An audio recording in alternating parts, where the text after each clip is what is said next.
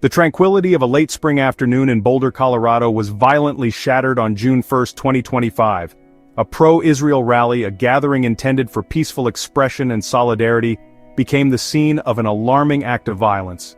Witnesses described a sudden eruption of chaos as flames and smoke filled the air, transforming a public square into a landscape of fear and injury.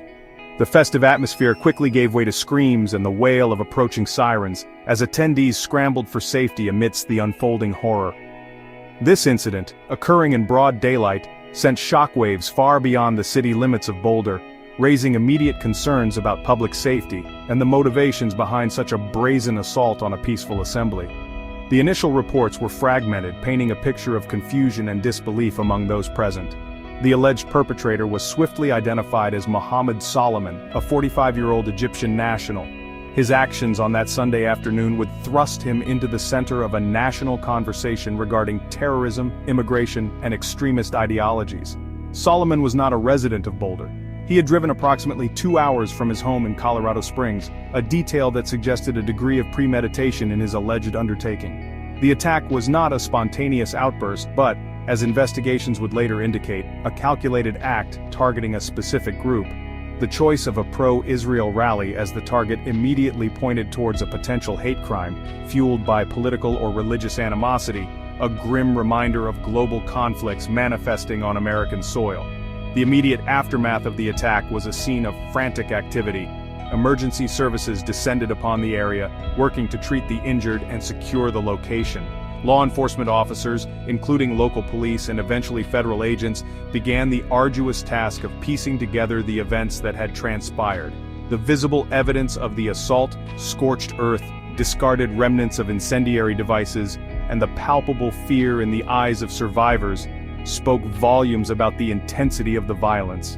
The community, known for its progressive values and picturesque setting, found itself grappling with an incident that felt alien and deeply disturbing. A stark intrusion of brutality into its usually serene environment. The initial focus was on the victims and the immediate threat. However, as the dust began to settle, questions about the attacker and his background started to surface with increasing urgency. The attack was not merely a local crime, it carried the hallmarks of something far more sinister, prompting a multi-agency response. The very nature of the assault, utilizing firebombs against a civilian gathering, signaled a dangerous escalation and a disregard for human life that demanded a thorough and far-reaching investigation. The events of June 1 set in motion a chain of inquiries that would delve deep into the life of Mohammed Soliman and the unsettling path that led him to Boulder. Mohammed Soliman's journey to that fateful Sunday in Boulder was, in many ways, a hidden one, culminating in an act that brought him into stark public view. He was a 45-year-old Egyptian national who had been residing in Colorado Springs with his wife and 5 children. His presence in the United States was complicated by his immigration status. Soliman was reportedly in the country illegally, having overstayed a visa. Furthermore, a work permit he had previously held had expired in March 2025, just a few months prior to the attack. This precarious legal standing adds another layer to the narrative, raising questions about the systems in place and how individuals in such situations navigate their lives and, in this extreme case, plan violent acts. The investigation, spearheaded by the Federal Bureau of Investigation, began to unearth disturbing details about Soliman's mindset and preparations. According to an FBI affidavit, Soliman himself admitted to investigators that he had been planning the attack for over a year. This extended period of premeditation suggests a deep-seated resolve and a methodical approach to his violent intentions. He reportedly utilized online resources, specifically YouTube videos, to learn how to construct the explosive devices he would later deploy. This self-radicalization and acquisition of dangerous skills through readily available internet platforms highlight a persistent challenge for law enforcement agencies in preventing such lone actor attacks. Perhaps most chillingly, Soliman's reported statements to investigators revealed a clear and unambiguous motive: hatred. The FBI stated that Soliman confessed he was targeting Jews. This admission positions the assault squarely as a hate crime, driven by anti-Semitic animus.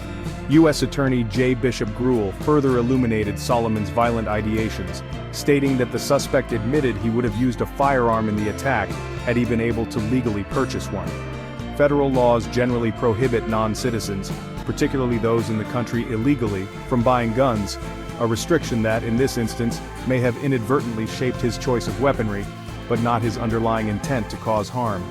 Before embarking on his journey to Boulder, Soliman reportedly took steps to communicate with his family, albeit indirectly. The FBI affidavit mentioned that he told investigators he had left messages for his wife and children on a cell phone concealed at his home. This detail offers a glimpse into his personal life, even as he was allegedly preparing for an act of public violence. It suggests a man aware of the potential finality of his actions, yet undeterred. The contents of these messages, and what they might reveal about his family's awareness or mindset, would inevitably become a significant point of interest for investigators looking into the broader context of his radicalization and support system. The attack itself was characterized by its brutal and indiscriminate nature, employing makeshift incendiary devices to maximize terror and physical harm. Mohammed Soliman allegedly unleashed a makeshift flamethrower and Molotov cocktails upon the crowd gathered at the pro-Israel rally. These crude yet devastating weapons are designed to spread fire rapidly, causing severe burns and widespread panic. The choice of such instruments of violence speaks to a desire to inflict not just injury, but also a particularly horrifying form of suffering. The scene described by eyewitnesses was one of sudden conflagration, with individuals engulfed in flames or desperately trying to escape the fiery assault, a terrifying spectacle in a public gathering. The human cost of this targeted violence was significant and immediate. At least a dozen Jewish supporters, the intended victims of Soliman's hate, sustained injuries. The severity of these injuries varied, painting a grim picture of the attack's impact. 8 individuals were hospitalized, their conditions ranging from serious to critical, with at least one person reported to be fighting for their life. 4 others suffered injuries deemed less serious, though any injury inflicted in such a manner carries profound physical and psychological scars. Soliman himself was also injured during the commission of the attack, a common occurrence when dealing with volatile, self-made explosive or incendiary devices, further complicating his immediate apprehension. The use of firebombs and a makeshift flamethrower indicates a level of planning that went beyond mere intent. Crafting such devices, even with online tutorials, requires a degree of patience, resourcefulness, and a chilling disregard for the potential consequences, both to the victims and to the perpetrator. The materials for Molotov cocktails are relatively easy to obtain, making them a weapon of choice for those seeking to cause widespread disruption and fear without access to more conventional armaments. The flamethrower, even a makeshift one, represents an escalation in the crudity and brutality of the assault, designed to project fire and instill a primal terror in those targeted. The deliberate targeting of a pro-Israel rally, coupled with Soliman's subsequent admissions of hatred towards Jews, firmly frames this as an act of terrorism motivated by anti-Semitism. The attack was not random. It was a direct assault on a specific community exercising its right to assembly and expression.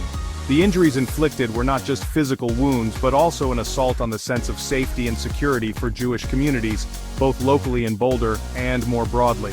The incident serves as a stark reminder of the persistent threat of extremist violence and the devastating consequences when such hatred translates into physical action in public spaces. In the immediate aftermath of the Boulder attack, the wheels of justice began to turn, albeit with the added complexities of federal involvement and immigration concerns.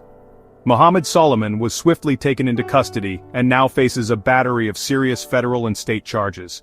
Among these are charges of attempted murder reflecting the grave intent and potential lethality of his actions.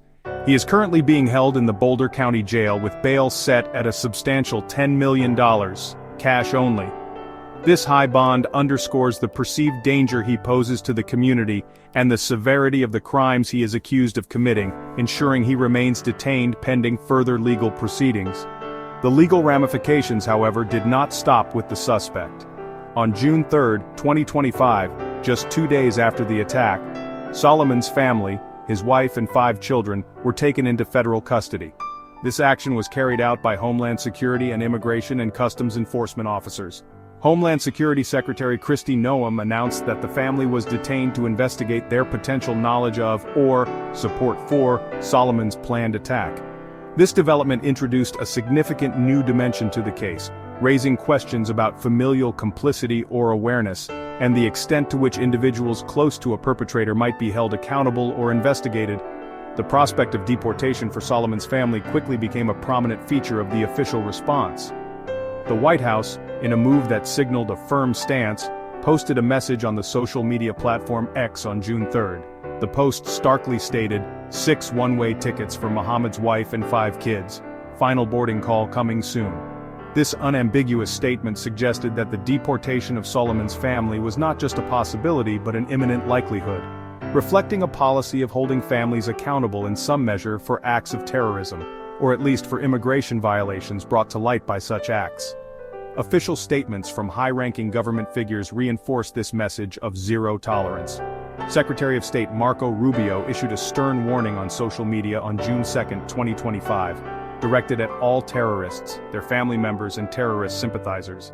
He declared that the Trump administration would find you, revoke your visa, and deport you. Homeland Security Secretary Kristi Noem, while announcing the family's detention, also expressed her prayers for the victims and affirmed that justice will be served. These pronouncements highlight a broader administration policy focused on stringent immigration enforcement and a tough stance against terrorism and its perceived support networks, using deportation as a key tool. The Boulder attack, thus, became a flashpoint for these intersecting national security and immigration policies.